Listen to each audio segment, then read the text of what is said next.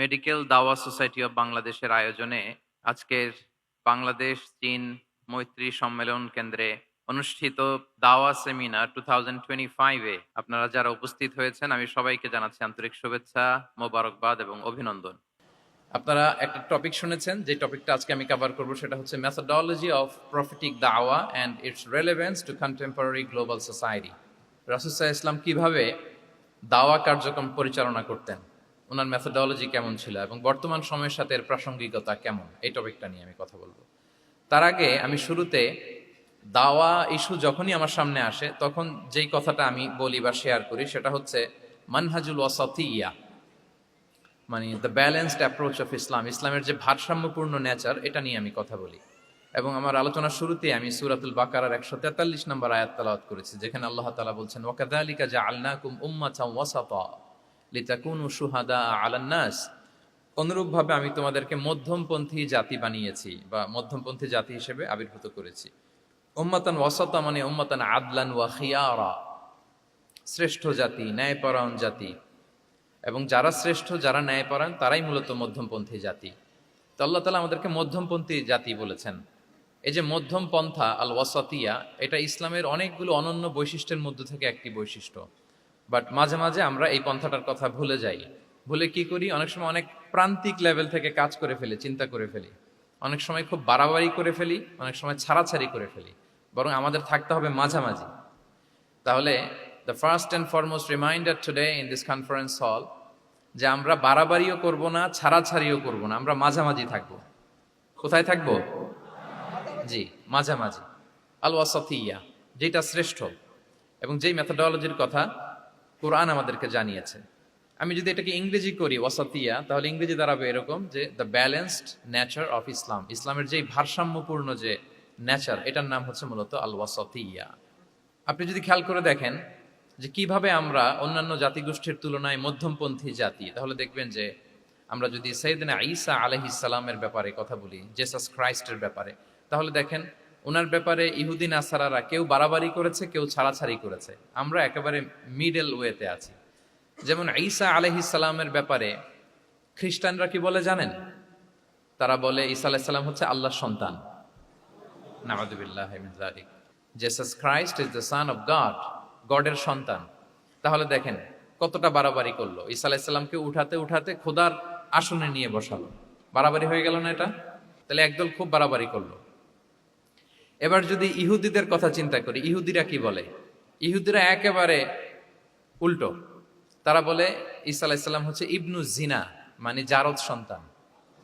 নাউযুবিল্লাহ। দেখেন তাদের প্রত্যেকের আকীদা শোনা মাত্রই আপনাদেরকে বলা লাগতেছে না যে নাউযুবিল্লাহ বলেন, আপনারা স্বতঃস্ফূর্ত ভাবেই বলতেছেন নাউযুবিল্লাহ। তার মানে একদল বাড়াবাড়ি করলো, একদল ছাড়াছাড়ি। একদল বলল তিনি আল্লাহর সন্তান বলে একেবারে আল্লাহর উপরে উঠাই ফেলছে। আরেক দল নামাতে নামাতে একেবারে পদদলিত করলো, বলল তিনি হচ্ছেন বাস্টার্ড, মানে ইবনু জিনা, জারদ সন্তান। নাউযুবিল্লাহ মিন যালিক। একদল নিয়ে গেল একেবারে উপরে, আরেক দল একেবারে নিচে। কিন্তু আমরা কি বলি দেখেন, আমরা বলি ঈসা আলাইহিস সালাম উনি হচ্ছেন আব্দুল্লাহি ওয়া রাসূলুহু, তিনি হচ্ছেন আল্লাহ তাআলার দাস বা বান্দা এবং আল্লাহর সম্মানিত রাসূল। দেখুন কতটা ব্যালেন্স এই আকীদা। আমরা আব্দুল্লাহ বলার মধ্য দিয়ে বেসিক্যালি নাসারাদেরকে রিফিউট করি, তাদের প্রতিবাদ করি আমরা যে তোমরা যে বলেছো আল্লাহ সন্তান না, ওইদিকে উঠানো যাবে না, নিচে নামায় নিয়ে আসো, উনি আব্দুল্লাহ, আল্লাহর দাস। আর রসুলহু, সম্মানিত রসুল বলে আমরা বেসিক্যালি ইহুদিদেরকে রিফিউট করি, তাদের প্রতিবাদ করি। আমরা বলি যে না, তোমরা যে বলেছো উনি জারদ সন্তান না, ওনার সম্মানকে পদদলিত করা যাবে না, উপরে উঠাইতে হবে, উঠায় রসুল ও সম্মানিত রসুল। তাহলে নাসারাদের আকীদা থেকে আমরা নিচে নেমে আসলাম, ইহুদিদের আকীদা থেকে আমরা উপরের দিকে গেলাম। ফলে এটা কি হলো? ব্যালেন্স হলো, ভারসাম্যপূর্ণ হলো, মধ্যম পন্থা হলো। তো আশা করি মধ্যম পন্থার উদাহরণটা বুঝতে পেরেছেন। আরেকটা ছোট্ট উদাহরণ দেই। আমাদের বোনদের যখন পিরিয়ড চলে তখন নাসারারা কি করে দেখেন, খ্রিস্টানরা তারা সবকিছু করে, কোনো বাজ বিচার রাখে না তখন, এমনকি ফিজিক্যাল ইন্টিমেসিতেও যায়। যখন আমাদের বোনদের পিরিয়ড চলে তখন তারা ফিজিক্যাল ইন্টিমেসিতেও যায়, কোনো বাজ বিচার নাই। এটা হচ্ছে নাসারাদের অবস্থান। আর ইহুদিদের কি অবস্থান? এরা এই 5 দিন 7 দিন আমাদের বোনদের যখন পিরিয়ড চলে তখন তারা তাদের স্ত্রীদেরকে ধরবে না, ছোবে না, স্পর্শ করবে না, একসাথে বসবেও না। তাদের ঘরে আলাদা একটা স্পেশাল রুম রাখে, ওই রুমের ভিতরে, ওই ঘরের ভিতরে তাদের 5 দিন 7 দিন ওইখানে কাটাইতে হয়। তোমরা আবার সুস্থ হলে তারপরে আসবো। দেখেন, একদল খুব বাড়াবাড়ি করলো, আরেক দল ছাড়াছাড়ি করলো। কিন্তু আমাদের ইসলামে আমরা ব্যালেন্স, যে বোনদের যখন পিরিয়ড চলে, হাজবেন্ড ওয়াইফ তখন স্বাভাবিক মেলামেশা, কথাবার্তা, ঘরের টুকিটাকি কাজ সবই করতে পারবে, ইল্লাল জিমা, যেটা আমরা ফিজিক্যাল ইন্টিমেসি বলি, ওইটা ছাড়া আমরা সবই করতে পারবো। তাহলে দেখেন, এই দুইটা উদাহরণ আমি সামনে আনলাম এজন্য যে এই যে মানহাজুল ওয়াসাতিয়াতি ওয়াল ইতিদাল, মধ্যম পন্থার কথা আমরা যেটা বলি, যেটাকে দিয়ে আল্লাহ তাআলা আমাদেরকে সম্মানিত করেছেন, যে ওয়াকাযালিকা জাআলনাকুম উম্মাতাম ওয়াসাতা, তোমাদেরকে আমি মধ্যমপন্থী জাতি বানিয়েছি, তোমাদের মধ্যে বাড়াবাড়িও থাকবে না, ছাড়াছাড়িও থাকবে না, বরং আমরা হব মধ্যমপন্থী। আমরা কি হব? কি হব?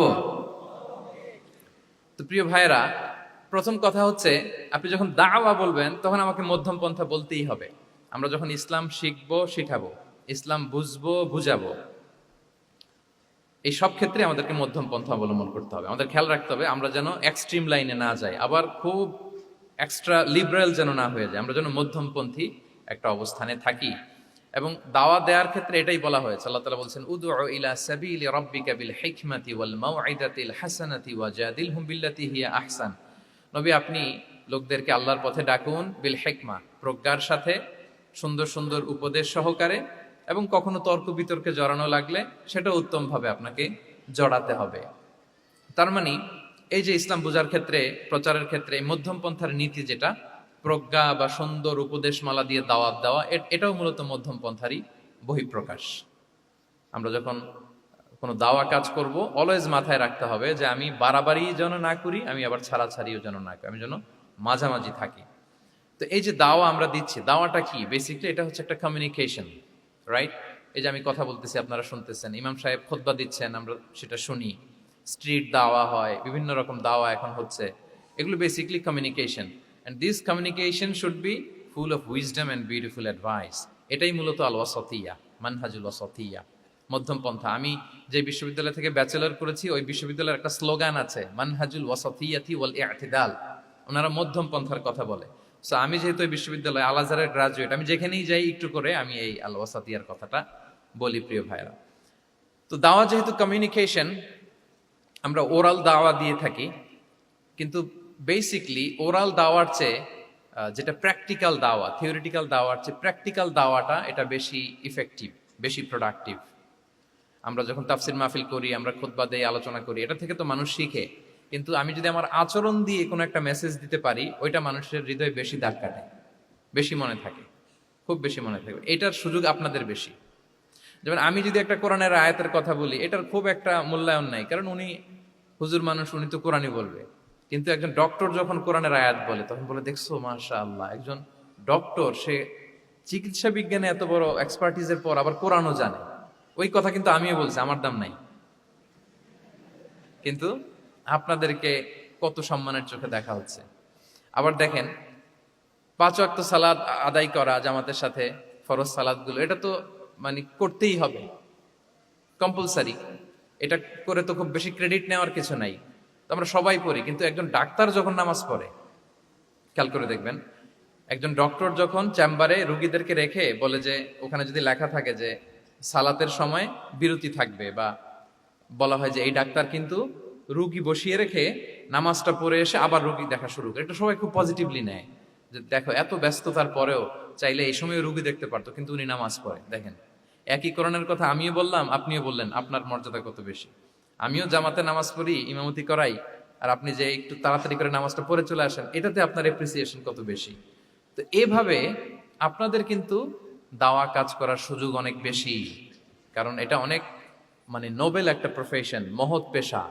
আপনারা জনগণকে সরাসরি সেবা দেওয়ার যে ব্যাপারটা, এটার সুযোগ আছে। যুদ্ধ বিধ্বস্ত আপনি আহতদেরকে সেবা দিতে পারেন, আগুনে পোড়া রোগীদেরকে সেবা দিতে পারেন, দুরারোগ্য ব্যাধি, তার আর যাওয়ার জায়গা নেই, আপনি সেবা দিতে পারতেছেন। যে কোনো রোগ বালাই, যে কোনো পরিস্থিতিতে যখন একজন মানুষ অসুস্থ হয়, তখন আপনি সেবা দিচ্ছেন, তখন তার মনটা কিন্তু খুব নরম থাকে, তার মধ্যে একটা অসহায়ত্ব কাজ করে। ওই একটা অসহায় মানুষ, তার মনটা খুব নরম, ওই রকম একটা সিচুয়েশনে তারা আপনাদের দ্বারস্থ হয়।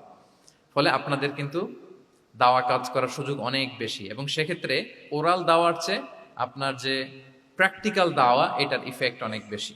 মানে আপনার চলনে বলনে, আপনার কথনে, কথায়, আপনার ব্যক্তিত্বে, পার্সোনালিটিতে, এটার মাধ্যমে যে দাওয়া ফুটে ওঠে ওইটা বেশি ইফেক্টিভ। নিজের আচরণ দিয়ে যে মেসেজটা দেওয়া যায় এটা সবচেয়ে ইফেক্টিভ। আপনার লেনদেন, আপনার ডিলিংস কেমন, আপনি মানুষ হিসেবে কেমন, এটা সবচেয়ে পাওয়ারফুল দাওয়া। উমরে ফারুক রাদিয়াল্লাহু তাআলা আনহু উনি ওনার ছাত্রদেরকে প্রায় বলতেন, উমরে ফারুক রাদিয়াল্লাহু তাআলা উনি বলতেন যে কুনু দুআতান ইলাল্লাহি ওয়া আনতুম সামিতুন, যে তোমরা আল্লাহর রাস্তায় দাওয়াতি কাজে বের হয়ে যাও এমন অবস্থায় যে তোমরা চুপচাপ। তো ছাত্ররা বলতো দাওয়াতি কাজও করতে বলতেছেন আবার চুপচাপও থাকতে বলতেছেন, এটা আবার কিভাবে দাওয়াত দিব? তো উমর ফারুক রাদিয়াল্লাহু তাআলা আনহু বলতেন বি আখলাকিকুম, তোমাদের আখলাক দিয়ে দাওয়াত দাও। আখলাক দিয়ে দাওয়াত দেওয়া যায় না? বলেন তো, আখলাক দিয়ে দাওয়াত দেওয়া যায় কি যায় না? যায়। এই আখলাক দিয়ে যে দাওয়াত, এটা অনেক পাওয়ারফুল। 10টা তাফসির মাহফিল করে আমি এটা করতে পারবো না। আপনি আপনার আখলাক দিয়ে, আপনার ব্যক্তিত্ব দিয়ে, আপনার লেনদেন, হ্যাঁ, এগুলো দিয়ে আপনি যে দাওয়াটা দিতে পারবেন, অন্য অনেক কিছু দিয়ে সেটা হবে না। এজন্য ওমরে ফারুক বলতেন কুনু দুআতান ইলাল্লাহি ওয়া আনতুম সামিতুন, আল্লাহ রাস্তায় দায়ী হয়ে বের হও কিন্তু চুপচাপ। কিভাবে? বলে বি আখলাকিকুম, তোমাদের আখলাক দিয়ে। এটা বেশি পাওয়ারফুল।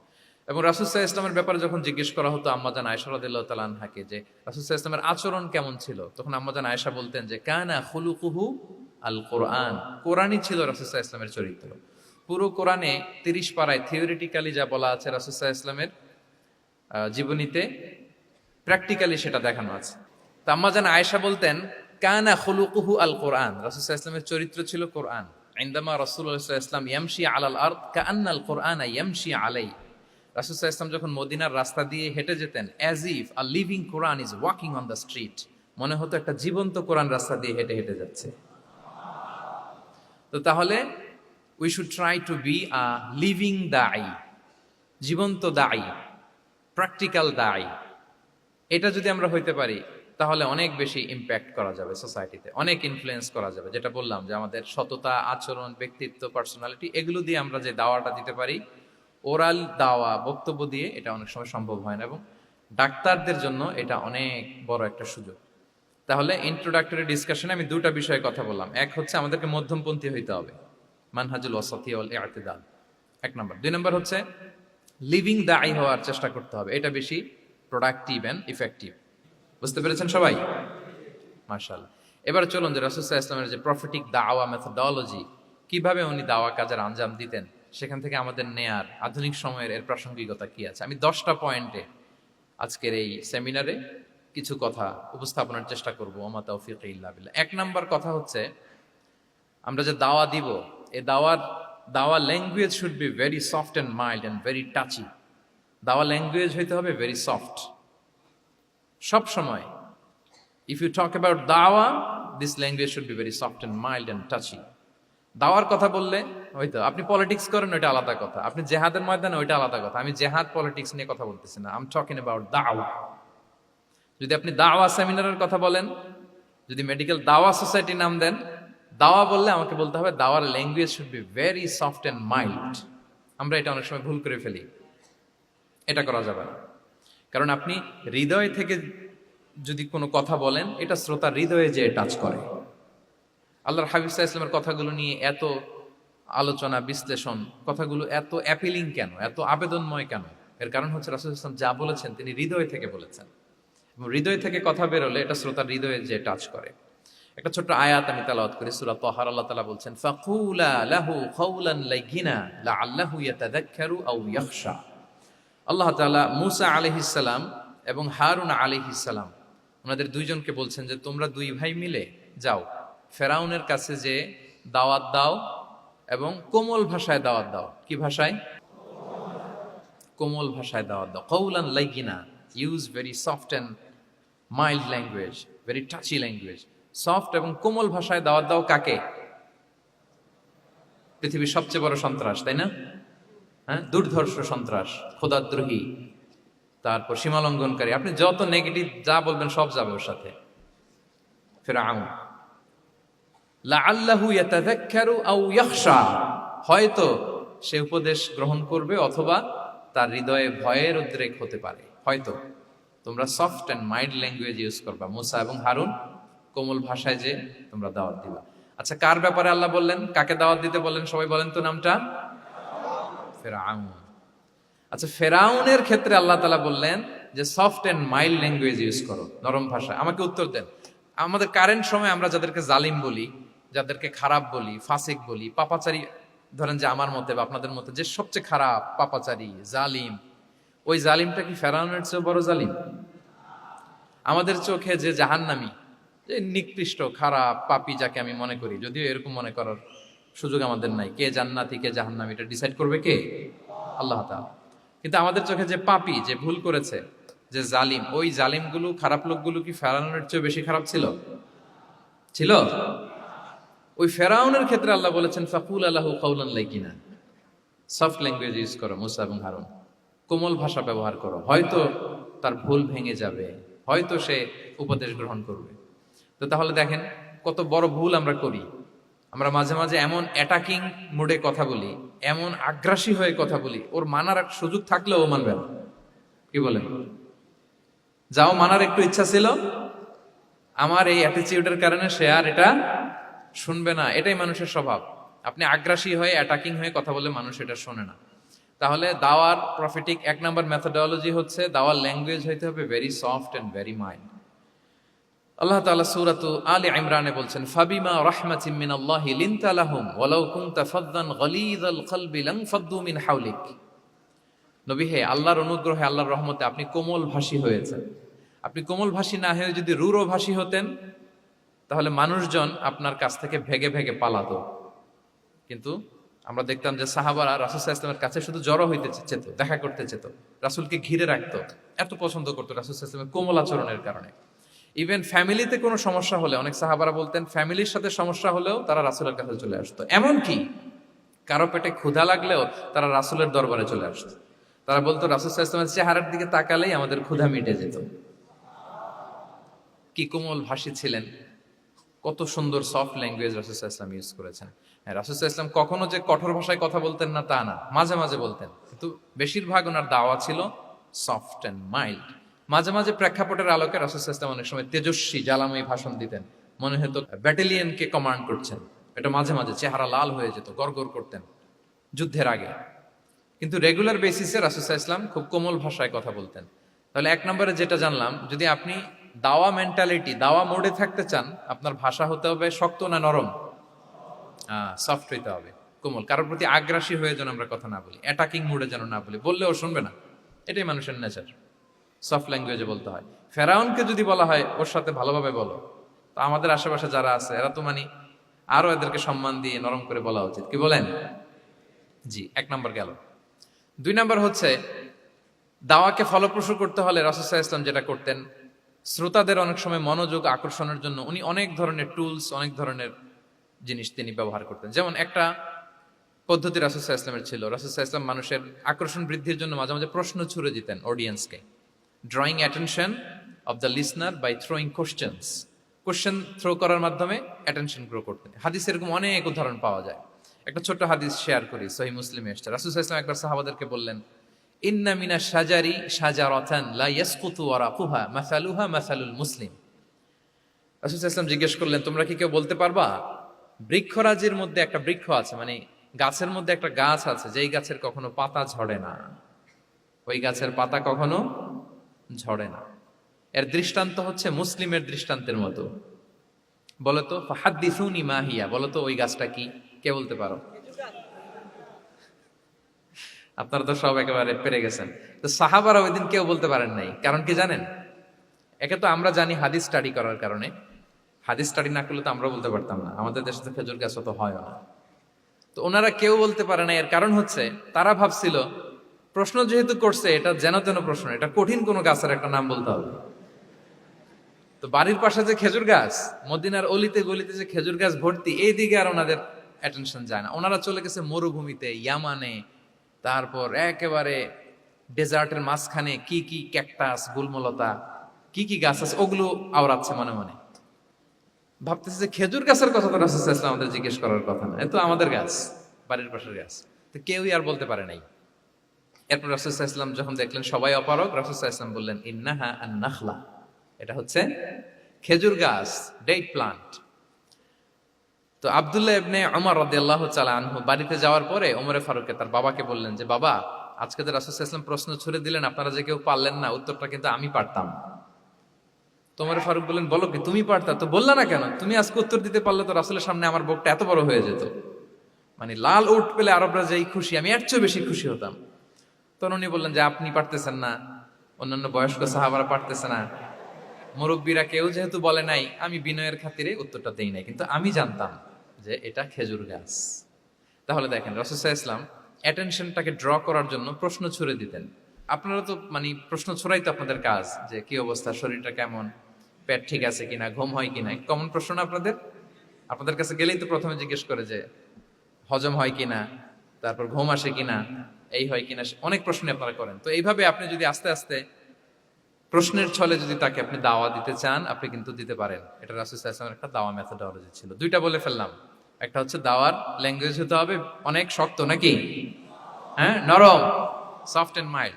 দুই নাম্বার হচ্ছে প্রশ্ন ছুড়ে দিয়ে শ্রোতাকে আকর্ষণ করা, মনোযোগ আকর্ষণ করা। তিন নাম্বার ভিজুয়াল এক্সপ্লেনেশন, রাসূল সাল্লাল্লাহু আলাইহি ওয়াসাল্লাম এটা করতেন যাতে করে আরো সহজে বোঝানোর জন্য। এটা নিশ্চয়ই আপনারা করেন।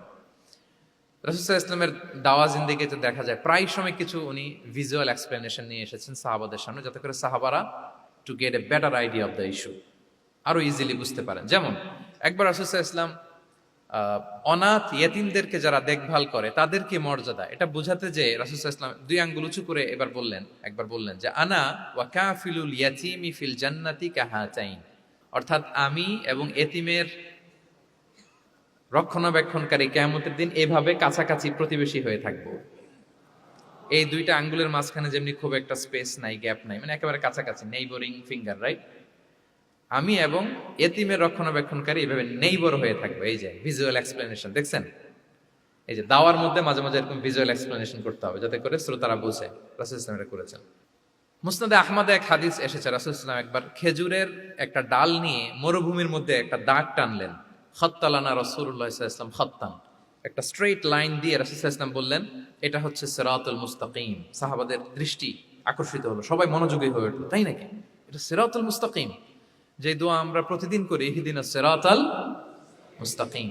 খেজুরের ডাল দিয়ে স্ট্রেইট লাইন কেটে বললেন এটা হচ্ছে সিরাতুল মুস্তাকিম।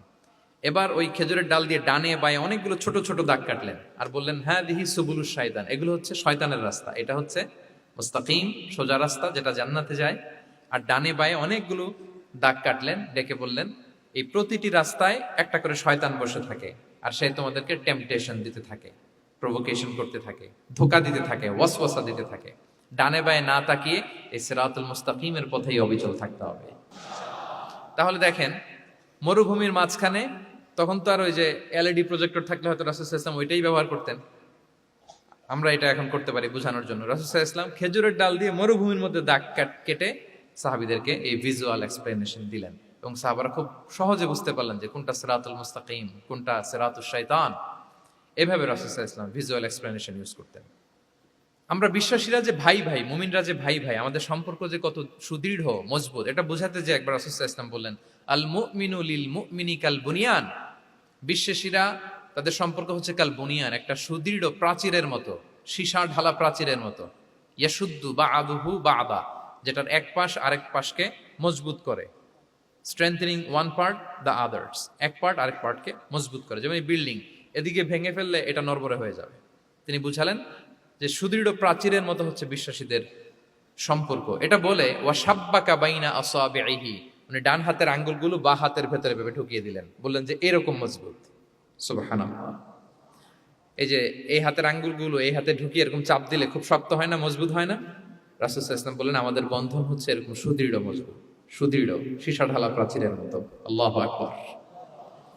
তাহলে এই যে ভিজুয়াল এক্সপ্লেনেশন, রাসূল সাল্লাল্লাহু আলাইহি ওয়াসাল্লাম বুঝানোর জন্য এই যে এরকম দাগ কাটা, কখনো এইভাবে, হাদিসে এরকম অনেক পাওয়া যায়। আমি অল্প কয়েকটা, সময়ের টাইম কনস্ট্রেন্টের কারণে অল্প কয়েকটা নিয়ে আসলাম।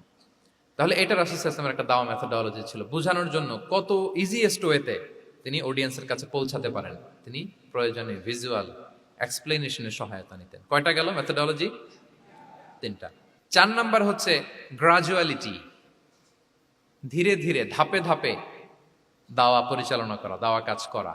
এটাতে অনেক সময় আমরা ভুল করে ফেলি। আমরা অনেক সময় একটু রাশিং মেন্টালিটিতে থাকি, তাড়াহুড়ো। একজন ভাই নতুন দিনে ফিরছে, আগে হয়তো সংশয়বাদী ছিল, নাস্তিক ছিল, প্র্যাকটিস করতো না, এখন সে প্র্যাকটিসের ইচ্ছা করছে। এই সুযোগ পেয়ে আমি তারে বলা শুরু করলাম, নামাজ পড়তে হবে, রোজা রাখতে হবে, জাকাত দিতে হবে, তোমার ওয়াইফরে পর্দা করাইতে হবে, হালাল হারাম ও কয়েক ছাড়ছে, আমার সম্ভব না। ও বলবে ভাই আগে যাচ্ছিলাম ওইটাই ভালো ছিল, এতগুলো তো আমি মানতে পারবো না। তো এই যে আপনি তাকে দিন থেকে ভাগালেন, আপনার দাওয়া মেথোডোলজি জানা না থাকার কারণে আপনি তাকে ভাগালেন। একসাথে আপনি এত কথা বলবেন না। নতুন যখন কেউ দিনে ফিরে তাকে আপনি একসাথে এত কথা বলবেন না। নতুন যখন কোনো বোন ইসলামে আসতে চায় তাকে আপনি কঠিন করে বলবেন না। উপরে আমাদের বোনরা আছে, তাদেরকেও আমি বলবো সহজ করে বলেন। প্রথমে নামাজের কথা বলেন, নামাজ আস্তে আস্তে পড়ুক যতটুকু পারুক। প্রথমে হয়তো 5 ওয়াক্ত পারবে না, 1 ওয়াক্ত 2 ওয়াক্ত দিয়ে শুরু করবে, এরপর আস্তে আস্তে 5 ওয়াক্ত যাবে। এরপর তাকে একটু শালীন পোশাকের কথা বলেন, যে তুমি একটু শালীন পোশাক পরো, সেফটি সিকিউরিটির জন্য ভালো। সেটাতে অভ্যস্ত হলে তাকে হেজাবের দাওয়াত দিবেন আপনি, হেজাবে অভ্যস্ত হলে নেকাবের দাওয়াত দিবেন আপনি। এইভাবে গ্রাজুয়ালিটি, ধাপে ধাপে, একসাথেই কঠিন করে দিনকে উপস্থাপন করা যাবে না। দাওয়া is a gradual process, gradually যাইতে হবে। Beginning with the most important issue first, তারপর যেটা ইম্পর্টেন্ট, তারপর যেটা ইম্পর্টেন্ট, ধাপে ধাপে আপনি তাকে বলবেন। আপনারা নিশ্চয়ই সবাই মদ হারাম হওয়ার যে স্টেপগুলো আছে জানেন না? কয়বারে হারাম হয়েছে? 3 বারে। ওয়াসআলুনাকা আনিল খামরি ওয়াল মাইসির কুল ফীহিমা ইসমুন কাবীরু ওয়া মানাফিউ লিন-নাস ওয়া ইসমুহুমা আকবারু মিন নাফিহিমা। প্রথমে বললেন মদে কিছু উপকার আছে কিন্তু এটার গুনাহ বেশি, ক্ষতি বেশি, কিন্তু সামান্য উপকার আছে। তো মানুষ সচেতন হয়ে গেল যে না, এটা কিন্তু গুনাহ আছে, ক্ষতি আছে, সাবধান হইতে হবে। মদ খাওয়া কমায় দিল। আচ্ছা, এরপর বলা হলো ওয়ালা তাকরাবুস সালাতা ওয়া আনতুম সুকারা, মাতাল হয়ে মদ খাওয়া অবস্থায় নামাজে যেও না। কারণ কোন এক সাহাবী নামাজে এমন ভাবে তেলাওয়াত করলেন, অর্থ চেঞ্জ হয়ে গেল। ফলে দিনে 5 বার মদ খাওয়া যাবে না। এই আয়াত দিয়ে তো তাই বোঝা যায়, তাই না? 5 বারের জন্য যখন সাবধান হয়ে গেল, আরো তারা অভ্যস্ত হয়ে গেল।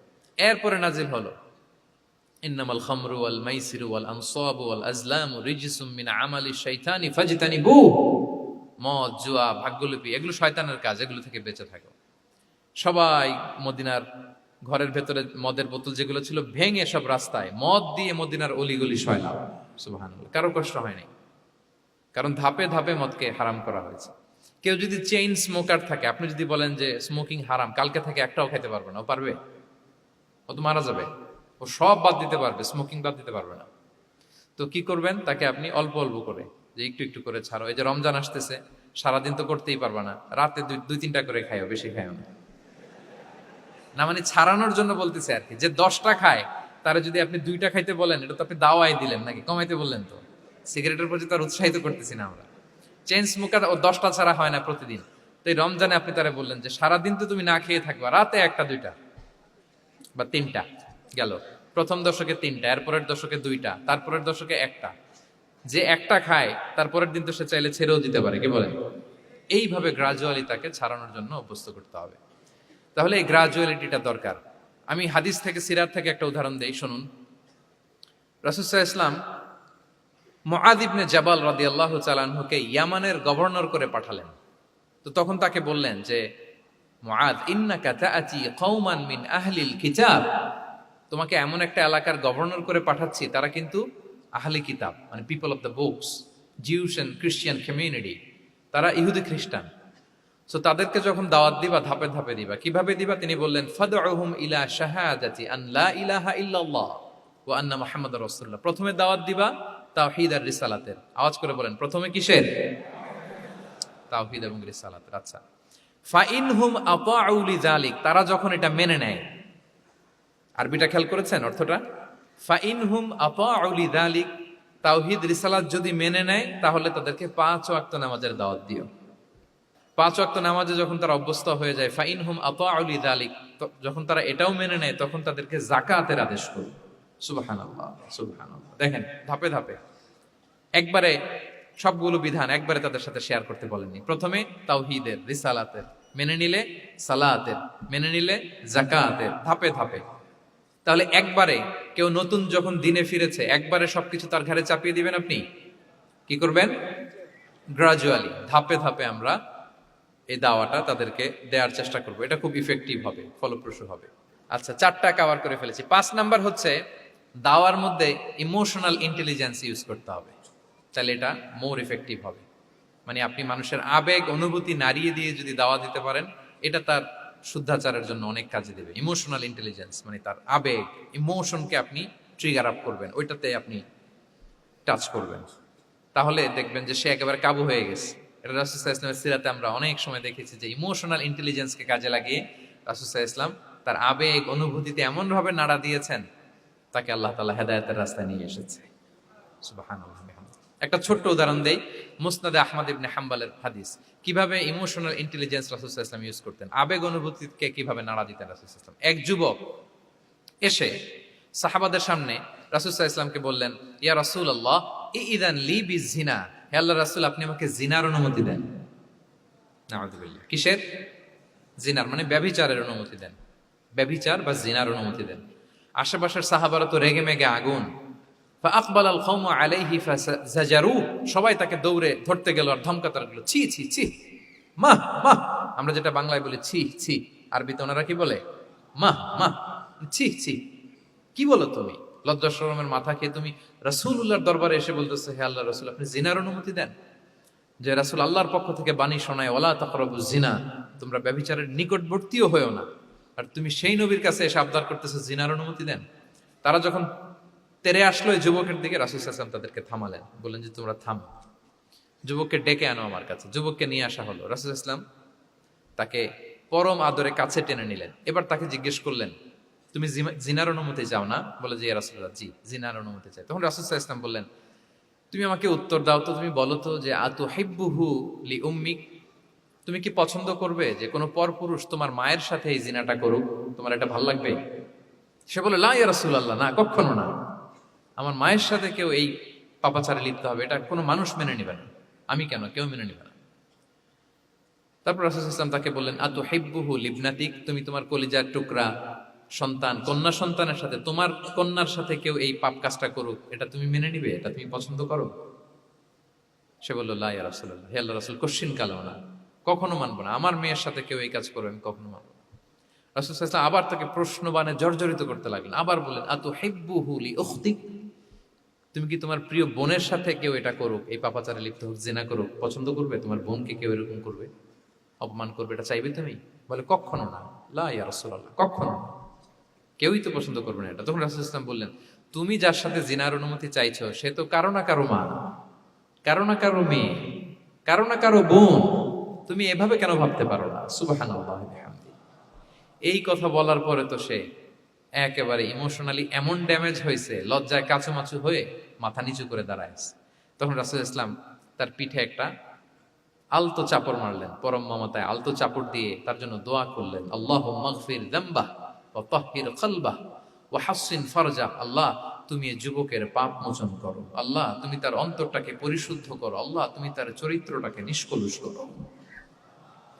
এই হাদিসের রাবি উনি বলতেছেন, ফালাম ইয়াকুন বা'দা যালিকাল ফাতা ইয়ালতাফিতু ইলা শাই, ওই দিনের পর থেকে এই যুবক কখনো কোনো পরনারীর দিকে রাস্তায় তাকায় নাই। এই ইমোশনালি যখন তাকে দুর্বল করা হলো, তাকে যখন এইভাবে রাসূল সাল্লাল্লাহু আলাইহি ওয়াসাল্লাম প্রেজেন্টেশন করলেন, হাদিসের বর্ণনাকারী বলেন, এরপরে আমরা কোনোদিন তাকে পরনারীর দিকে তাকাতে দেখি নাই। তার হৃদয়টাকে আল্লাহ তাআলা পরিশুদ্ধ করে দেন। রাসূল সাল্লাল্লাহু আলাইহি ওয়াসাল্লাম ওয়া ইউযাক্কিহিম, কিভাবে মানুষকে পরিশুদ্ধ করতে দেখেন, কিভাবে তার আবেগ অনুভূতিকে নাড়িয়ে তার চিন্তার জগতে আলোড়ন সৃষ্টি করে তাকে এমন ভাবে কাবু করলেন যে রাসূল সাল্লাল্লাহু আলাইহি ওয়াসাল্লাম যেই দিকে তাকে গাইড করতেছে এখন সে সেদিকেই যেতে বাধ্য। সো এইটা আমাদেরকে করতে হবে, ইমোশনাল ইন্টেলিজেন্স কাজে লাগিয়ে মানুষের আবেগ অনুভূতিতে নাড়া দিয়ে যদি আপনি তাকে কোনো কথা, কোনো বার্তা, কোনো নাসিহাত করেন, তখন সেটা সে শোনে। এমন শুনে এমন ভাবে সে হেদায়েতের পথে আসে যেটা আমরা কল্পনাও করতে পারি না।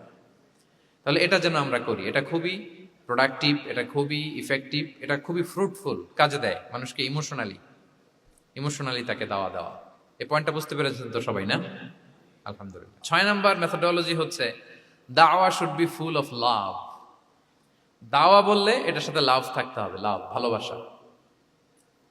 যদি আপনি দাওয়া বলেন, এখানে লাভ থাকতে হবে। ইট কামস উইথ লাভ, ভালোবাসা। ভালোবাসা দিয়ে আপনি মানুষের হৃদয় জয় করতে হবে।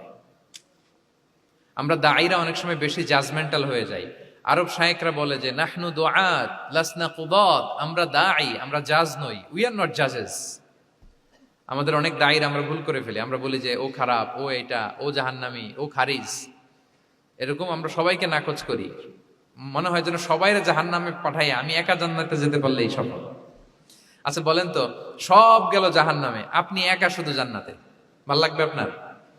এই যে আজকে আমরা এখানে সবাই ছাত্র, শিক্ষক, ডিস্টিংগুইশ গেস্টরা, উপরে আমাদের বোনরা, কত ভালো লাগতেছে না? ধরেন যে 2500 সিটিং ক্যাপাসিটির এই চীন মৈত্রী সম্মেলন কেন্দ্রে কেউ নাই, শুধু আপনি একা। এই বিশাল হল রুমে কেউ নাই, আপনি একা, ভাল লাগবে? তো সবাইকে জাহান্নামে পাঠিয়ে শুধু আমি জান্নাতে গেলে এটা আমার ভাল লাগবে না ওই জান্নাতে। So, আমরা কিভাবে আমাদের জান্নাতের দলকে ভারী করতে পারি, এই চেষ্টাটা আমাদের বেশি বেশি করতে হবে, কি বলেন? তাহলে দাওয়া should be full of love, কারণ ভালোবাসা দিয়ে যা জয় করা যায়, কঠোরতা দিয়ে তা পারা যায় না। ভালোবাসা দিয়ে আপনি যেটা করতে পারবেন, কঠোরতা দিয়ে কখনো সেটা করতে পারবেন। আসুন আমরা হাদিস থেকে শুনি, সিরাত থেকে শুনি। আল্লাহর হাবিব সাল্লাল্লাহু আলাইহি ওয়াসাল্লাম মসজিদে নববীতে বসে আছেন সাহাবাদেরকে নিয়ে। হঠাৎ এক বেদুইনের আগমন। বেদুইন মানে যার মধ্যে নগর জীবনের কোনো নিয়ম কানুন সে দেখেনি, জানে না, বুঝে না। সিভিলাইজেশন বলতে যেটা বুঝি, ভদ্রতা, কার্টিসি, ম্যানার, এটা সে শিখেনি। এরকম এক বেদুইন অনেক দূর পল্লী থেকে মদিনার মসজিদে নববীতে এসেছে, কিন্তু সে ইসলাম ধর্ম গ্রহণ করেছে, মুসলিম। তো মসজিদে ঢুকে সে 2 রাকাত নামাজ পড়তেছে, এসে যে রাসূলকে সালাম দিবে, কথা ওই কার্টিসিটাও নাই। রাসূল সাল্লাল্লাহু আলাইহি ওয়াসাল্লাম বসা ওইদিকে সাহাবাদের নিয়ে, সে তার মতো এসে এক জায়গায় মসজিদের সাথে তার উট বেঁধে সে 2 রাকাত নামাজ পড়ে দোয়া করতেছে আল্লাহর কাছে। কি দোয়া জানেন? দোয়ার মধ্যেও কাটিসি নাই। দোয়াতে বলে, ইয়া আল্লাহ, আল্লাহুম্মা আরহামনি ওয়ারহাম মুহাম্মাদা ওয়ালা তারহাম মা'ানা আহাদা। মানে আল্লাহ, তুমি শুধু আমারে রহম করো আর মুহাম্মদ সাল্লাল্লাহু আলাইহি ওয়াসাল্লামের রহম করো, আমাদের সাথে আর কাউরে রহম করো না তুমি। বেদুইন, তার মধ্যে আদাবু দোয়া, দোয়ার যে একটা এটিকেটস আছে, এটা তো তার জানা নাই। দোয়ায় অন্যদের জন্য দোয়া করলে যে নিজের লাভ, এটা সে জানতো না। আমি যদি বলি যে আল্লাহ এই ভাইদেরকে তুমি কবুল করো, তখন ফেরেশতারা বলে আল্লাহ যিনি দোয়া করতেছে আগে তাকে তুমি কবুল করো। কেউ অসুস্থ, আমি যদি বলি আল্লাহ আমার এই ভাইকে তুমি সুস্থ করো, আল্লাহর ফেরেশতারা বলে আল্লাহ যিনি দোয়া করলেন আগে তার রোগ বালাই থাকলে আগে তাকে সুস্থ করো। তো এই যে দোয়ার এটিকেটস, আদাব ও দোয়া, এটা সে জানতো না। সে দোয়া করতেছে আল্লাহুম্মা আরহামনি ওয়ারহাম মুহাম্মাদা ওয়ালা তারহাম মা'ানা আহাদা, শুধু আমারে রহম করো, মুহাম্মদ সাল্লাল্লাহু আলাইহি ওয়াসাল্লাম রহম করো, আর কাউরে না।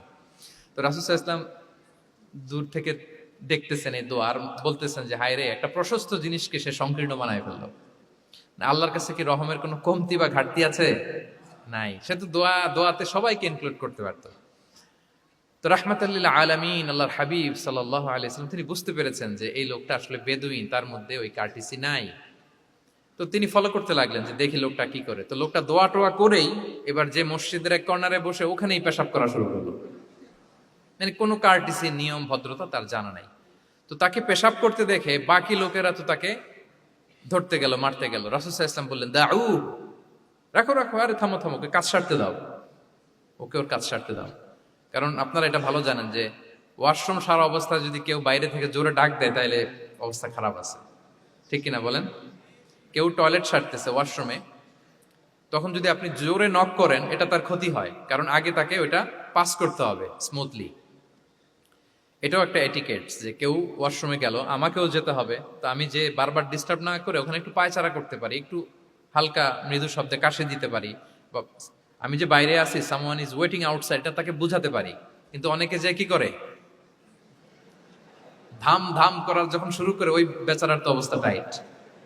এটা যেন আমরা না করি, এই শিক্ষাটা কিন্তু এই হাদিস থেকে পাই। রাসূল সাল্লাল্লাহু আলাইহি ওয়াসাল্লাম বললেন, দাউ দাউ, রাখো রাখো, আরে ছাড়ো ছাড়ো, ও তো এখন করতেছে, ইউরিন পাস করতেছে, রাখো, ওটাও সারুক, আগে সারুক, আমরা পরে ডিল করি। তো সবাইকে তিনি থামালেন, ও সারলো। এবার রাসূল সাল্লাল্লাহু আলাইহি ওয়াসাল্লাম বললেন, এবার তোমরা যে ওয়া হারিকু আলা বাউলিহি সাজলান মিন মা, যেহেতু মসজিদে নববীর ফ্লোর ছিল বালুর ফ্লোর, শুকিয়ে যাবে, বললেন যে ওর পেশাব করা জায়গার উপর 1 বালতি পানি ঢেলে দাও। সাহাবারা দিল। আর এই বেদুইন লোককে রাসূল সাল্লাল্লাহু আলাইহি ওয়াসাল্লাম কাছে টেনে নিলেন, যে তাকে খুব ভালোবাসা দিয়ে বললেন, কি অবস্থা তোমার, কোত্থেকে আসছো, সব খোঁজ খবর নিয়ে বললেন যে তুমি যে এইখানে নামাজ পড়লা, এরপরে আবার এই কাজটা সারলা, তুমি কি জানো এইখানে আল্লাহর জিকির করা হয়, এটা আমাদের ইবাদতগাহ, এখানে আমরা রবের জিকির করি, তার কাছে ফরিয়াদ করি, সবাই মিলে এই কমিউনিটির সবাই এখানে আসে, এই কমিউনিটির মদিনার কমিউনিটির সবাই মিলে নারী পুরুষ নির্বিশেষে আমরা এসে এখানে আল্লাহর কাছে ফরিয়াদ করি, দোয়া করি, এবাদত করি, কোরআন তেলাওয়াত করি। এটা আমাদের এবাদত গা।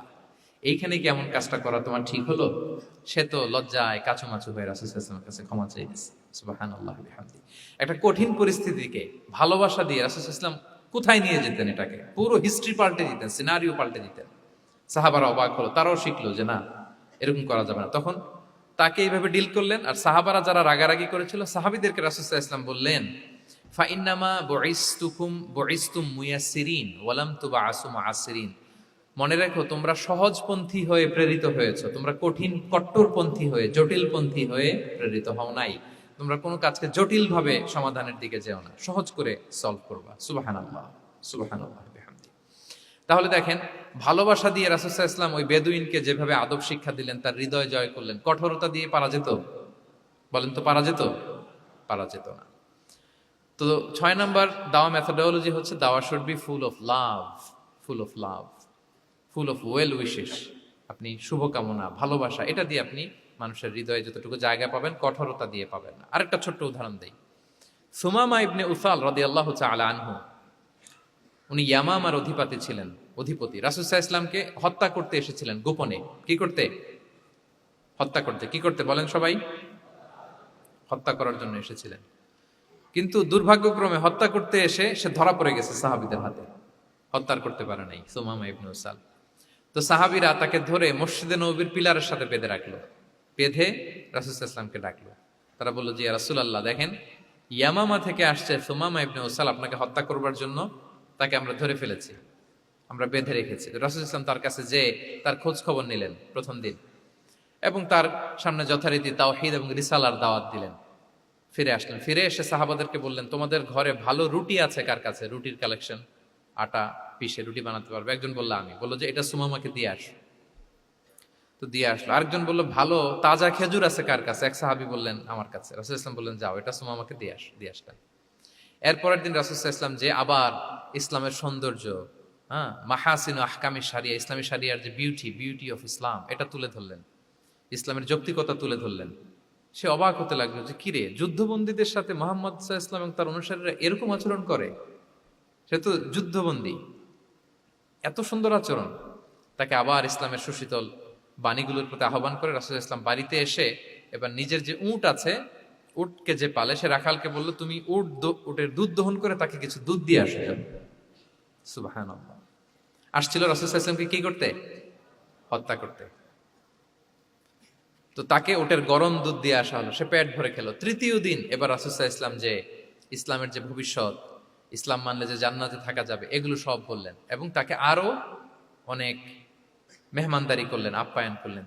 3 দিন যখন রাসূল সাল্লাল্লাহু আলাইহি ওয়াসাল্লাম ইসলামকে তার সামনে এভাবে প্রেজেন্ট করলেন, আপ্যায়ন করলেন, ভালো আচরণ দেখালেন, সে অবাক হয়ে গেল।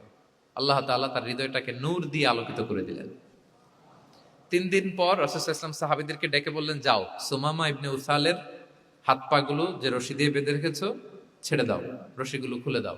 সাহাবারা বলেন কি ইয়া রাসূলুল্লাহ, সে তো খুনি, সে সুযোগ পেলেই তো অ্যাসাসিনেট করতো, তার রশি, হাতের রশি খুলে দিত, আপনাকে মেরে ফেলবে। আল্লাহ রাসূল সাল্লাল্লাহু আলাইহি ওয়াসাল্লাম বললেন, না, আমি যা জানি তোমরা সেটা জানো না, যেটা বলেছি তাই করো। মসজিদে নববীর পিলারের সাথে তাকে যে বেঁধে রেখেছো, রশি খুলে দাও, হাত পা খুলে দাও। আল্লাহর হাবিব সাল্লাল্লাহু আলাইহি ওয়াসাল্লামের নির্দেশ মোতাবেক সাহাবারা ওনার হাত খুলে দিলেন, পা খুলে দিলেন। সুমামা ইবনে উসাল কারোর সাথে কথা না বলে, তার বাড়ি তো ইয়ামামা, সেখানেও ফিরে গেলেন না, অন্য কোনো শহরেও গেলেন না। তিনি মদিনা থেকে অনতি দূরে একটা খেজুরের বাগান আছে, ওখানে কুয়া আছে, উনি যে ওই কুয়ার পানি দিয়ে গোসল করলেন। গোসল করে পবিত্র হয়ে মসজিদে নববীতে রাসূল সাল্লাল্লাহু আলাইহি ওয়াসাল্লামের কাছে ফিরে আসলেন, আর এসেই ঘোষণা দিলেন, আশহাদু আল্লা ইলাহা ইল্লাল্লাহ ওয়া আশহাদু আন্না মুহাম্মাদার রাসূলুল্লাহ। সুবহানাল্লাহ, সুবহানাল্লাহ। তিনি বললেন যে আমি সাক্ষ্য দিচ্ছি আল্লাহ ছাড়া কোনো ইলাহ নেই, আরো সাক্ষ্য দিচ্ছি যে মুহাম্মদ আপনি আল্লাহর প্রেরিত বান্দা এবং রাসূল। এবার তিনি বললেন, মুহাম্মদ, আপনার চেহারার চাইতে অপছন্দের চেহারা পৃথিবীতে আর দ্বিতীয়টা আমার কাছে ছিল না, কিন্তু আজকের পর থেকে আপনার চেয়ে প্রিয় চেহারা, আপনার চেহারার চেয়ে প্রিয় কোনো চেহারা আমার কাছে আর নাই। ইসলামের চেয়ে অপছন্দনীয় ধর্ম আমার কাছে আর ছিল না, কিন্তু আজ থেকে ইসলামের চেয়ে পছন্দনীয় কোনো ধর্ম আমার কাছে নাই। মদিনার চেয়ে অপছন্দের শহর আমার কাছে ছিল না, আজ থেকে মদিনার চেয়ে কোনো প্রিয় শহর আমার কাছে নাই। সুবহানাল্লাহ। উনি গমের বড় ডিলার ছিলেন, গম ব্যবসা করতেন। উনার থেকে গম নিয়ে মক্কায় মুশরিকরা চলতো। তিনি ঘোষণা দিলেন, আজকে থেকে আমার এলাকার কোনো গম মক্কায় যাবে না। এবার মক্কাবাসী পড়ছে বিপদে, গম ছাড়া তো তারা খেতেও পারবে না। তারা আল্লাহর হাবিব সাল্লাল্লাহু আলাইহি ওয়াসাল্লামের কাছে চিঠি লিখে পাঠালেন যে, মুহাম্মদ, তোমার এই যে নতুন অনুসারী, সে যদি গম না দেয় আমাদের তো অবস্থা খারাপ। তুমি দয়া করে এই গমের সাপ্লাই আবার যাতে সে চালু করে তুমি একটু বলে দাও। আল্লাহর হাবিব সাল্লাল্লাহু আলাইহি ওয়াসাল্লাম আবার সুমামা ইবনে উসালকে বলে দিলেন, আবার সে সাপ্লাই চালু করলো। সুবহানাল্লাহ বিহামদি। এবং তিনি প্রথম তালবিয়া পাঠ করে উমরা করেছিলেন। তাহলে দেখেন, আসলো খুনি হয়ে, আসলো কি হয়ে? খুনি হয়ে, আর ফিরে গেল নবী প্রেমিক হয়ে। সুবহানাল্লাহ। এটা কিভাবে সম্ভব হয়েছে? রাসূল সাল্লাল্লাহু আলাইহি ওয়াসাল্লামের উদারতা, ভালোবাসা। তাহলে আপনি যদি দাওয়ার কথা বলেন আমাকে, দাওয়া should be full of love. কারণ ভালোবাসা দিয়ে যা জয় করা যায়, কঠোরতা দিয়ে সেটা পারা যায়। 7 নাম্বার হচ্ছে, 7 নাম্বার, রাসূল সাল্লাল্লাহু আলাইহি ওয়াসাল্লাম যদি কাউকে কারেকশন করতে চাইতেন, কখনো তাকে অপমান করতেন না, অন্যের সামনে তার নাম নিতেন না, নাম না নিয়ে তাকে শুধরে দিতেন। এটা দাওয়ার আরেকটা মেথডোলজি। কেউ কোনো ভুল কাজ করলে তার নাম ধরে অন্যের সামনে লজ্জিত করতেন না। আমরা কিন্তু অনেক সময় করে ফেলি, করি না? অন্যের সামনে মানুষকে কারেক্ট করি, এটা ঠিক না। The way he use to correct others, আপনি যদি সিরাতের দিকে তাকান, সুবহানাল্লাহ, কিভাবে উনি অন্যকে কারেকশন দিতেন, নাম উল্লেখ করতেন না। আমরা এটা অনেক ভুল করি। আমি এই জন্য খুব দুঃখিত এবং লজ্জিত। আমাদের দাওয়া অঙ্গনে আপনি ইউটিউব খুললে দেখবেন যে অনেক দায়ীরা, এক দায়ী আরেক দায়ীকে তুচ্ছ-তাচ্ছিল্য করছে, তার নাম নিয়ে তাকে ছোট করা, তাকে খারিজ করা, তাকে নাকচ করা, সে জাহান্নামী, সে কাফের, সব ইসলামের ঠিকাদারি উনি একা নিজে নিয়ে বসে আছে, আর বাকি যা আছে সব খারিজ। এইটা রাসূল সাল্লাল্লাহু আলাইহি ওয়াসাল্লামের দাওয়ার সাথে যায় না। বরং কেউ যদি কোনো ভুল কিছু বলে, ভুল করে, আপনি যদি মনে করেন যে না তার এটা ভুল, আমারটা সঠিক, তো আপনার নিয়ম হচ্ছে আপনি সঠিকটা প্রচার করা। তাহলে কেউ যদি ভুল করে থাকে তারও টনক নড়বে, বাকিরাও সঠিকটা জেনে যাবে।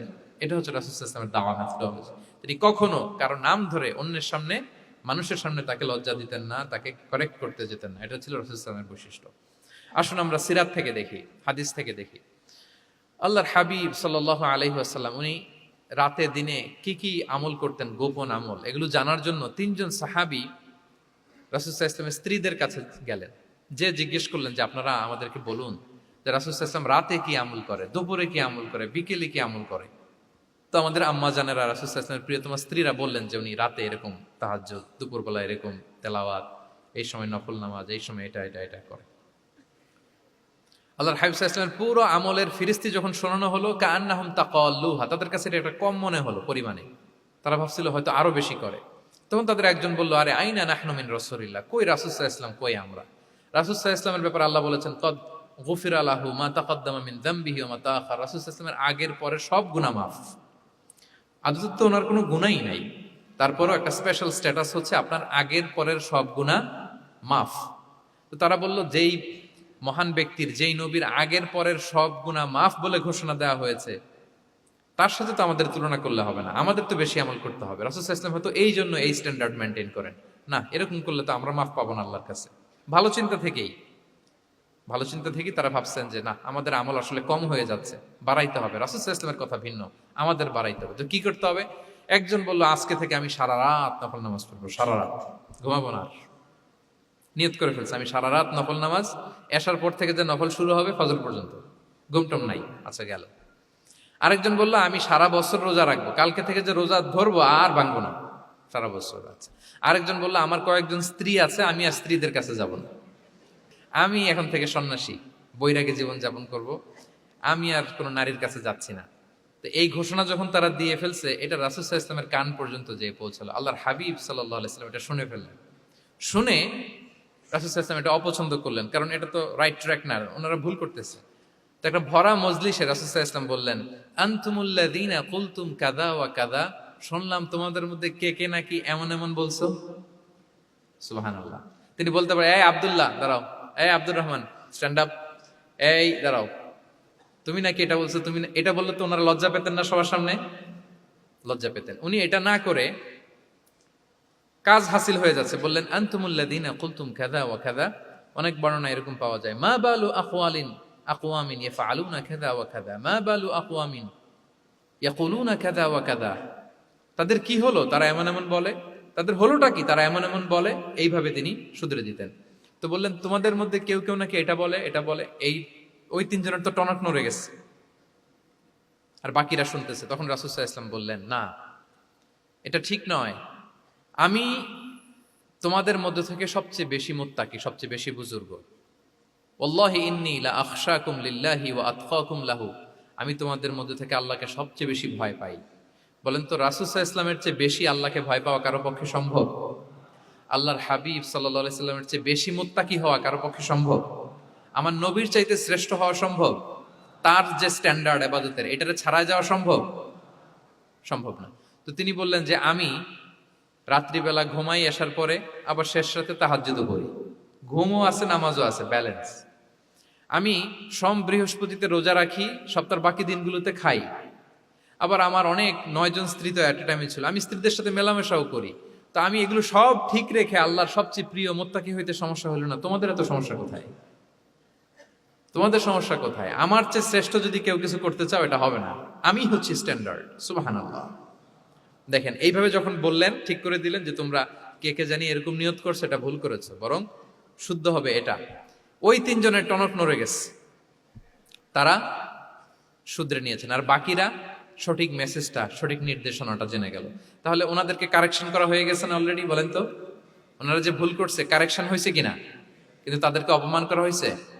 এই ভুলটা আমরা অনেক সময় করি। অন্যের সামনে, কখন নিজের ছেলেকে, নিজের স্ত্রীকে, বন্ধুকে, অন্যের সামনে এইভাবে আমরা যেন কারেক্ট না করি। কাউকে সংশোধন করতে চাইলে আল্লাহর হাবিব সাল্লাল্লাহু আলাইহি সাল্লামের দেখানো পথেই যেন আমরা সংশোধন করি। এটা হচ্ছে এই হাদিসের 1 নম্বর শিক্ষা। আরেকটা শিক্ষা হচ্ছে ব্যালেন্স লাইফস্টাইল, ব্যালেন্স অ্যাপ্রোচ। আমরা জানলাম, অনেকে মনে করে, আমার পরিচিত কয়েকজন লোক আছে, আমি বলছি, তারা থামাইছে কিনা জানি না, আমার কাছে এসে শোনাইতেছে, হুজুর আমি সারা বছর রোজা রাখি। তো আমি বলছি, আপনারা বলছে কি সারা বছর রোজা রাখতে? সারা বছর তো রোজা রাখা নিষেধ, এটাকে সওমে বিসাল বলে, এটা নিষেধ। বরং সবচেয়ে বেশি যদি কেউ রাখতে চায়, রাসূল সাল্লাল্লাহু আলাইহি ওয়াসাল্লাম বলছে, তাহলে সাওমুল্লাহি দাউদ, সিয়ামু দাউদ, দাউদ আলাইহিস সালামের রোজা। এর চেয়ে বেশি না। একদিন রাখবা, আরেকদিন ভাঙবা, একদিন রাখবা, আজকে রোজা রাখলে কালকে খাবেন, কালকে রাখবেন, এরপরের দিন রাখবেন, এরপরের দিন ভাঙবেন। এর চেয়ে বেশি রাখা যায় না। লাগাতার রোজা রাখা নিষেধ। লাগাতার 6 মাস, 5 মাস, সারা বছর অনেকে রোজা রাখে, এটা না জানার কারণে। তাহলে এই যে ইসলামের যে ব্যালেন্স লাইফস্টাইল, এটা আমরা জানলাম। কাউকে কিভাবে শুধরে দিতে হবে, কারেক্ট করতে হবে, কারেকশনের ওয়ে, এটা আমরা জানলাম। আরেকটা হচ্ছে ইসলাম যে the combination of material and spiritual life, এইটার একটা তথ্য আমরা জানলাম যে আপনার এই দুনিয়াও লাগবে, আপনার আখিরাতও লাগবে। আপনি সব ছেড়ে দিয়ে শুধু আল্লাহর রাস্তায় চলে গেলে ওইটা ইসলাম শিখায় নাই। ইসলাম যে আমাদেরকে ফরিয়াদ শিখায়, প্রার্থনা শিখায়, রব্বানা আতিনা ফিদ দুনিয়া হাসানা ওয়া ফিল আখিরাতি হাসানা ওয়া কিনা আযাবান নার। হে আল্লাহ, আপনি দুনিয়াতেও হাসানা দেন, আখিরাতেও হাসানা দেন। আগে চাইছি কোনটা, আখিরাত না দুনিয়া? রব্বানা আতিনা ফিল আখিরাতি হাসানা ওয়া ফিদ দুনিয়া হাসানা, এরকম নাকি রব্বানা ফিদ দুনিয়া হাসানা? দেখেন, দুনিয়াটা আগে, দুনিয়াটা আগে। সো ব্যালেন্স, এই ভারসাম্য রাখাটা, আমি আলোচনা শুরুই তো করেছি ওয়াসাতিয়া, মানে ভারসাম্যপূর্ণ। ইসলামের নেচারটা হচ্ছে ব্যালেন্সড অ্যাপ্রোচ। এটা আমরা এই হাদিস থেকে শিখতে পারি। আমাদের অনেকেরই এটাতে ঘাটতি আছে, অনেক জ্ঞানী, অনেক স্কলার, অনেক তার কিছু, কিন্তু তার মধ্যে ভারসাম্য এবং পরিমিতি বোধ নাই। পরিমিতি বোধ, ভারসাম্য, ব্যালেন্স লাইফস্টাইল, এটা অনেকে অ্যাডপ্ট করতে পারে না। এটা বছরের পর বছর সাধনা করতে হয়, অ্যাডপ্ট করে নিতে হয় নিজের সাথে। তাহলে 7 নাম্বার হচ্ছে, কাউকে শুধরে দিতে চাইলে আপনি কিভাবে শুধরে দিবেন, এটা আমরা জানলাম। তাকে সবার সামনে লজ্জা দিয়ে শুধরে দেওয়া যাবে? তাহলে কৌশলে তাকে শুধরে দিতে হবে। পারা যাবে তো ইনশাআল্লাহ? 8 নাম্বার হচ্ছে, এটা দায়ীদের জন্য অনেক বড় রিমাইন্ডার। সেটা হচ্ছে, আমরা যে দাওয়া দেই, এটা খেয়াল রাখতে হবে, আমি যা বলি ওটা সবার আগে অ্যাপ্লাই করতে হবে নিজের মধ্যে। আমরা অনেক সময় এটা করে ফেলি যে ভালো একটা হাদিস শুনলে, কোরআনের আয়াত শুনলে, একটা কিছু শুনলে মনে করি যে এগুলো এই সবার জন্য, মানে এটা বাদ, এখান থেকে শুরু, লাইনটা এখান থেকে শুরু, এইখান থেকে যারা আছে এই সবাই এগুলো পালন করবে, আমি এটার বাইরে।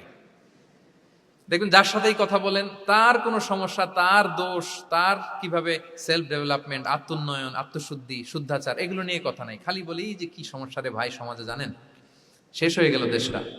তারপর রাজনীতিতে সমস্যা, সমাজে সমস্যা, হুজুরদের মধ্যে সমস্যা, ওদের মধ্যে সমস্যা, শুধু সমস্যা, মানে উনি সব জায়গায় সমস্যা দেখতে পায়। কিন্তু বেসিকলি আপনি যখন সমস্যা নিয়ে কথা বলবেন, সবার আগে খেয়াল করতে হবে যে ওই সমস্যায় আমি আক্রান্ত কিনা। আমরা কেন যেন অন্যকে কাঠগড়ায় দাঁড় করাতে বেশি পছন্দ করি, কিন্তু নিয়ম হচ্ছে নিজেকে বারবার কাঠগড়ায় দাঁড় করানো। যে আমি ঠিক করতেছি কিনা, আসলে আমার মধ্যে শুদ্ধাচার আছে কিনা, আমার লেনদেন ঠিক আছে কিনা, আমি আমার মধ্যে সততা আছে কিনা, do I live a decent life, আমি যা বলি আমি তা করি কিনা। এটা অনেক সময় আমরা ভুলে যাই। আমরা যা বলি সেটার জন্য আগে আমরা নিজে আমল করতে পারি। আল্লাহ তৌফিক দান করুন। আল্লাহ তাআলা বলছেন, ইয়া আইয়ুহাল্লাযীনা আমানু লিমা তাকুলুনা মা লা তাফআলুন, কেন তুমি সেটা বলো যেটা তুমি করো না, কেন সেটা বলো। সো আমরা যদি দাওয়া কাজ করতে চাই, আমি যে দাওয়াটা দিব বা নাসিহাত দিব বা বার্তাটা রাখবো, সবার আগে যেন এটা নিজের দিকে, ওই তীর তীর যেন নিজের দিকে থাকে, যে না এটা আগে তোমার জন্য, আগে তুমি পালন করো, পাশাপাশি এটা সবার জন্য, এটা যেন আমরা করি। আল্লাহর হাবিব সাল্লাল্লাহু আলাইহি ইসলামের জীবনে যদি আমরা দেখি তাহলে দেখবো উনি যা বলতেন ওটা নিজে আগে বেশি করতেন। আল্লাহু আকবার। উনি ইবাদতের কথা বলতেন, আল্লাহর সামনে নিজেকে সঁপে দেওয়ার কথা বলতেন। আর নিজেকে কিভাবে সঁপে দিতেন দেখেন, তিনি যখন দোয়া করতেন নিজেকে ছোট করতে করতে তিনি আল্লাহরে বলতেন, আল্লাহুম্মা ইন্নী আবদুক ওয়া ইবনু আবদিক ওয়া ইবনু আমাতিক নাসিয়াতি বিয়াদিক, হে আল্লাহ আমি আপনার দাস, আল্লাহ আমি দাসের ঘরের দাস, দাসীর ঘরের দাস। মানে আমার পিতা আব্দুল্লাহ আপনার দাস, আমার মা আমিনা আপনার দাসী। সো আমরা সবাই আপনার গোলামের ঘরের গোলাম। এর চেয়ে তুচ্ছ, ছোট, নগণ্য করে কি আর আল্লাহর সামনে নিজেকে পেশ করা যায় বলেন? এরপর তিনি বলতেন, নাসিয়াতি বিয়াদিক, আল্লাহ আমার মাথার চুলের ঝুঁটি আপনার হাতের মুঠোয়। মাথার চুলের ঝুঁটি হাতের মুঠোয় মানে কি, আপনি ডানে টান দিলে আমি ডানে যেতে বাধ্য, আপনি বাঁয়ে টান দিলে মানে আমার আর কিছু নেই, আল্লাহ সব সঁপে দিলাম আপনার কাছে। কিভাবে নিজেকে তিনি সঁপে দিতেন। তাহাজ্জুদের সালাতে যখন রাতে দাঁড়াতেন, আম্মা জান আয়েশা রাদিয়াল্লাহু তাআলা আনহা বলেন, দাঁড়িয়ে থাকতে থাকতে পা দুইটা ফুলে যেত এরকম, হাত্তা তাতাফাত্তারা কদামা, খুব কষ্ট হতো আল্লাহ রাসূল সাল্লাল্লাহু আলাইহি ওয়াসাল্লামের। তো আম্মা জান আয়েশা বলতেন, ইয়া রাসূলুল্লাহ কদ গুফিরা লাকা মা তাকদ্দামা মিন যামবিকা ওয়া মা তাআখার, আল্লাহ তো বলেছেন আপনার সব গুনাহ মাফ, গুনাই তো নাই, তাও ঘোষণা সব গুনাহ মাফ, এত কষ্ট নিজের দেহের উপর নিজে কেন দেন? আল্লাহর হাবিব সাল্লাল্লাহু আলাইহি ওয়াসাল্লাম বলতেন, আফালা উহিব্বু আন আকুনা আবদান শাকুরা, হ্যাঁ আয়েশা এটা ঠিক, আল্লাহ আমাকে মর্যাদা দিয়েছেন, কিন্তু আমি কি শুকরগুজার বান্দা হতে চাইবো না? আল্লাহর নেয়ামতে যে আমি ভেসে বেড়াই, আল্লাহর নেয়ামতে যে আমি বেঁচে আছি, আল্লাহর অনুগ্রহের কারণে যে আমার এত সম্মান, সে আল্লাহর প্রতি আমি কি নিজেকে পেশ করব না? আফালা উহিব্বু আন আকুনা আবদান শাকুরা, আমি কি শুকরগুজার হব না? আমার রোলটা তো আমাকে প্লে করতে হবে, আমাকে তো উজাড় করে আমার রবের সামনে আমাকে উপস্থাপন করতে হবে। দেখেন, শুধু বলতেন না, করে দেখাতেন। রাতের সালাতে যখন কিয়ামুল লাইল করতেন, কাঁদতে কাঁদতে দাড়ি ভিজে যেত, কাঁদতে কাঁদতে হাত্তা বাল্লাল আরদা হাত্তা বাল্লা লিহিয়াতাহু হাত্তা বাল্লা হাজারাহু, কাঁদতে কাঁদতে জুব্বা ভিজে যেত। সিজদায় পরে যখন থাকতেন কাঁদতে কাঁদতে জমিন ভিজিয়ে ফেলতেন আল্লাহর হাবিব সাল্লাল্লাহু আলাইহি ওয়াসাল্লাম। এভাবে নিজেকে আল্লাহ তাআলার সামনে পেশ করতেন। সো আমরা যারা দাওয়া অঙ্গনে কাজ করি, এটা খুব পিচ্ছিল পথ, এটা খুবই পিচ্ছিল। আমাদের খেয়াল রাখতে হবে যে আমি যা বলি এটা আমি করি কিনা। এটা দায়ীদের জন্য চ্যালেঞ্জিং। সে নিজে একটা ডিসেন্ট লাইফ লিড করা, তার নিজের মধ্যে সততা থাকা, নৈতিকতা থাকা, মোরালিটি, এথিক্স, ভ্যালিউজ নিয়ে যে আমরা বলি, ওই ভ্যালিউজের প্র্যাকটিস যেন আমাদের মধ্যে থাকে। আল্লাহ তাআলা আমাদেরকে তৌফিক দান করুক, আমরা পড়ি আমিন। 9 নম্বরে হচ্ছে কনসিডারেট হওয়া। রাসূল সাল্লাল্লাহু আলাইহি ওয়াসাল্লাম খুবই কনসিডারেট ছিলেন, এটা খুব গুরুত্বপূর্ণ, খেয়াল করে শুনুন। কনসিডারেট মানে খুব উচ্চ বিবেকবোধ সম্পন্ন ব্যক্তিত্ব, খুব বিবেকবোধ সম্পন্ন। আমাদের অনেকের মধ্যে এটা, আমাদের অনেকের সেন্স কাজ করে না। আল্লাহর হাবিব সাল্লাল্লাহু আলাইহি ওয়াসাল্লাম, he was a man of 6 senses, 6টা সেন্স ওনার কাজ করতো। সুবহানাল্লাহ, সুবহানাল্লাহ। কথা বলতেছেন, ওদিকে কি হচ্ছে, ওদিকে সব একসাথে এট এ গ্ল্যান্সে তিনি মেনটেন করতেন। সুবহানাল্লাহ বিহামদি। তো এই উচ্চ বিবেকবোধ সম্পন্ন হইতে হবে দায়ীদের। রাসূল সাল্লাল্লাহু আলাইহি ওয়াসাল্লাম একবার নামাজ পড়াচ্ছেন, পিছনে বাচ্চার কান্নার আওয়াজ, নামাজ ছোট করে দিয়েছেন, একেবারে ছোট, শর্ট করে সিজদা, রুকু, মানে যতটুকু না হলেই না, অতটুকু করে নামাজ শেষ। জিজ্ঞেস করা হলো কেন? বললেন যে আমি দেখলাম একটা ছোট বাচ্চা কাঁদছে, এই বাচ্চার মায়ের বোধহয় খুব কষ্ট হয়ে যাচ্ছে পেছনে, বাচ্চাটাকে সামলাতে মহিলাদের প্রেয়ার হলে মাটার বোধহয় খুব কষ্ট হচ্ছে, এজন্য আমি নামাজটা একটু শর্ট করে দিয়েছি। সুবহানাল্লাহ। আমরা নামাজে দাঁড়ালে দিন দুনিয়ার হুঁশ নেই, কি হচ্ছে না হচ্ছে না, আপনার সব খেয়াল রাখতে হবে। কি হচ্ছে, you are a leader, you are a দাঈ, আপনাকে এটা খেয়াল রাখতে হবে। রাসূল সাল্লাল্লাহু আলাইহি ওয়াসাল্লাম এরকম উচ্চ বিবেকবোধ সম্পন্ন লোক ছিলেন। মুআয ইবনে জাবালকে এক জায়গার মদিনার পাশেই ইমাম করে পাঠালেন, ইমাম। তো ওই এলাকার মুসল্লিরা ছিলেন শ্রমজীবী। কি জীবী? শ্রমজীবী। ওনারা উট দিয়ে পানি নিয়ে খেজুর গাছে পানি সেচ দিত, তারা খুব কষ্ট করে সারাদিন। তো উনি মাগরিবের নামাজে একদিন নামাজ শুরু করলেন, আল্লাহু আকবার বলে সূরা ফাতিহার পরে উনি সূরা বাকারা শুরু করলেন। কোন সূরা? কোরআনের সবচাইতে ছোট সূরা নাকি? হ্যাঁ, আয়াত কত? সবচাইতে বড় সূরা। তো উনি হয়তো একটা খুব মানে চিল মুডে আছেন, একটা খুব ভালো মুডে আছেন, এবাদতের একটা মুডে আছেন, উনার আবেগ থেকে উনি হয়তো সূরা বাকারা শুরু করে দিচ্ছেন, তেলাওয়াত করে করে মজা পাচ্ছেন, করতেছেন। কিন্তু পিছনে মুসল্লিরা হচ্ছে শ্রমজীবী, সারাদিন খেতে খামারে খেজুর বাগানে কাজ করে ওনারা নামাজ পড়তেছেন। একদল তো নামাজ ছেড়ে দিছে, ছেড়ে দিয়ে নিজেরা নামাজ পড়ে আল্লাহর হাবিব সাল্লাল্লাহু আলাইহি ওয়াসাল্লামের কাছে যে বিচার দিলেন যে ইয়া রাসূলুল্লাহ, দেখেন এমন একজনকে ইমাম হিসেবে পাঠালেন, উনি মাগরিবের নামাজ শুরু করছে সূরা বাকারা দিয়ে। আমরা হচ্ছে শ্রমজীবী মানুষ, আমরা কি পারি এত সময় দাঁড়িয়ে থাকতে? রাসূল সাল্লাল্লাহু আলাইহি ওয়াসাল্লাম খুব রেগে গেলেন, খুব। মুআয ইবনে জাবাল রাদিয়াল্লাহু তাআলা আনহুকে ডেকে পাঠালেন। ডেকে কি শব্দ ইউজ করছে জানেন? উনি বললেন, আফাত্তানুন আনতা ইয়া মুআয। ফাত্তান মানে ফিতনাবাজ। হে মুআয, তুমি কি সমাজে ফিতনা ছড়াচ্ছ? তোমাকে পাঠালাম সেখানকার ইউনিটি ধরে রাখতে, ইমাম হয়ে নামাজ পড়াবা, তালিম দিবা। আফাত্তান আনতা ইয়া মুআয, তুমি ফিতনা ছড়াচ্ছ? তুমি কেন সাব্বিহ ইসমা রাব্বিকাল আলা তোমার মুখস্থ নাই? ওয়াশ-শামসি ওয়া দুহাহা মুখস্থ নাই? হাদিসে দুইটা সূরার কথা, যে এই সাইজের সূরাগুলো পারো না, তুমি এগুলো দিয়ে নামাজ পড়াও যাতে ওদের কষ্ট না হয়। ওরা তো শ্রমজীবী সাহাবী, ওদের দিকে তো তোমার খেয়াল রাখতে হবে, কনসিডারেট হতে হবে। সুবহানাল্লাহ ওয়া বিহামদিহি। দেখেন রাসূল সাল্লাল্লাহু আলাইহি ওয়াসাল্লাম ইমামকে এনে শাসন করলেন, বুঝিয়ে বললেন যে না, তোমাকে ছোট ছোট সূরায় নামাজ পড়াতে হবে যাতে করে কষ্ট না হয়।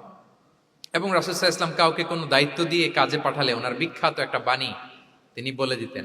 আমার ভেরিফাইড যে ফেসবুক পেজের কভার ফটোতে দেখবেন এই হাদিসটা দেয়া। সেটা হচ্ছে তিনি কাউকে কোনো দায়িত্ব দিয়ে পাঠালে তিনি বলতেন, বাশশিরু ওয়ালা তুনাফফিরু, ইয়াসসিরু ওয়ালা তুআসসিরু।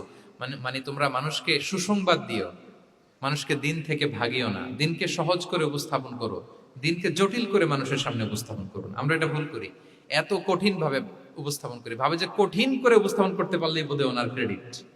এরকম একটা মানসিকতা অনেকের আছে।